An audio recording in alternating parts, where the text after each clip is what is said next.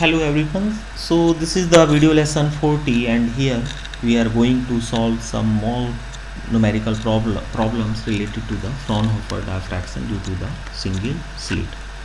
Okay, so these are the formulations used in our numericals. Okay, now let's see the numerical problem 35. Okay, so a single slit is illuminated by the light composed of two wavelengths lambda 1 and lambda 2, and one observed that due to the Fraunhofer diffraction the first minima of lambda 1 coincide with the second minima of lambda 2. What is the relation between lambda 1 and lambda 2? Okay, so I try to design the problem in the figure. Okay, so this is the special situation. In general we take the monochromatic light source here. Okay, but in this problem there is a source of light having two wavelengths. Okay, so there is a wavelength lambda 1 and lambda 2, the mixture of two wavelengths. Okay, for example like sodium light. Okay, in sodium light you know that there are two wavelengths D1 and D2, 5890 angstrom and 5896 angstrom, like that. Okay, so in this figure, in this situation I take two wavelengths, one is of red color and other is of green color. Okay, so red is represented by lambda 1 while the green wavelength is represented by lambda 2, and there is a mixture of the two wavelengths, and this mixture fall on the slit and diffraction takes place. What will happen? You know that we will obtain two patterns.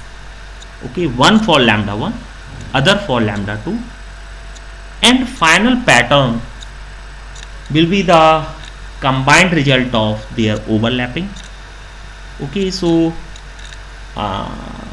there are different conditions for the wavelength, for the central maximum and secondary maximum and the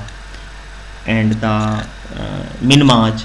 Okay, so you can observe here I try to design the spectrum for the two wavelengths.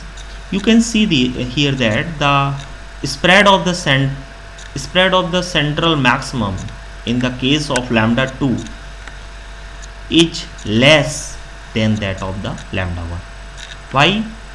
Why it is so? Because this is the green wavelength and here is the red wavelength. So lambda 1 is greater than lambda 2 because this is the red light. It is approximate 8000 angstrom. Okay, so lambda 1 is greater than lambda 2. That's why the spread of central maximum on the screen for lambda 1 is high than that of the lambda 2. Okay, so whenever these two spectrum will mix on the screen, there may possibility of the overlapping of some order of the spectrum of lambda 1 to the some order of the spectrum of the lambda 2. Okay, so here you can see that this is the lambda 2 graph, this is the lambda 2 spectrum, and in this spectrum you can observe that this is the first minimum, this is the second minimum. Okay, and here you can observe that the second minimum due to lambda 2 coincide with the first minimum due to the lambda 1, which is our problem. It may possible. Okay, so what is the meaning of coincide of the two patterns? Okay, two minimum, that means they will fall at the same angle on the screen. Okay, here you can see that theta 1 equal to theta 2. Theta 1 is the angle of first minima due to lambda 1, while theta 2 is the angle of the second minima due to lambda 2, but they overlap to each other. Okay, so that's why there are certain conditions and the resultant pattern will be different from the two separate patterns. Okay, that will be the final pattern. Okay, so this is our question. A single slit of is illuminated by light composed of two wavelengths, lambda 1 and lambda 2. There are two wavelengths. One observes that the diffraction, the first minima for lambda 1 coincides with the second minima of lambda 2. What is the relation between lambda 1 and lambda 2? Okay, so we are going to coincide these two minima. First of all, we write the equation for first minima of lambda 1. Then after we write the equation for the second minima of lambda 2. Then after we coincide. What is the meaning of coincide of the two pattern? We apply the condition theta 1 is equal to theta 2. Okay, so here this is the equation for the first minima due to lambda 1. This is the equation of the second minima due to lambda 2. Okay, so here it is lambda 2,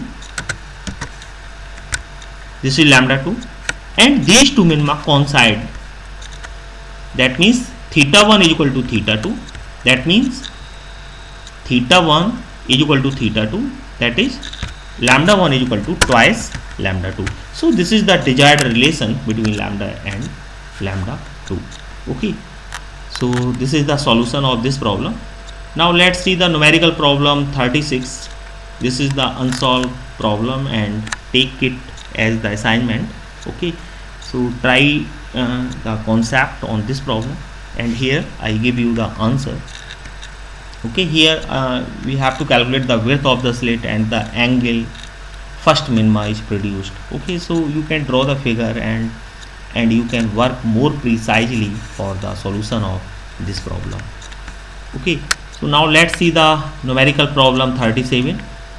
So here there is a light of some wavelength 550 nanometer, so convert it in meter, passes through the slit width, produces the diffraction pattern. Find the location of the first two minima in terms of the angle of the central maximum. Okay, in terms of the angle of the second central maximum means you have to measure the angle from the central maximum. Okay, now determine the intensity relative to the central maximum at the point halfway between these two minima. Okay, so you can also determine the intensity ratio I upon I naught by taking the average of two angles. Okay, so in this way you can solve and can enjoy the knowledge. Thank you.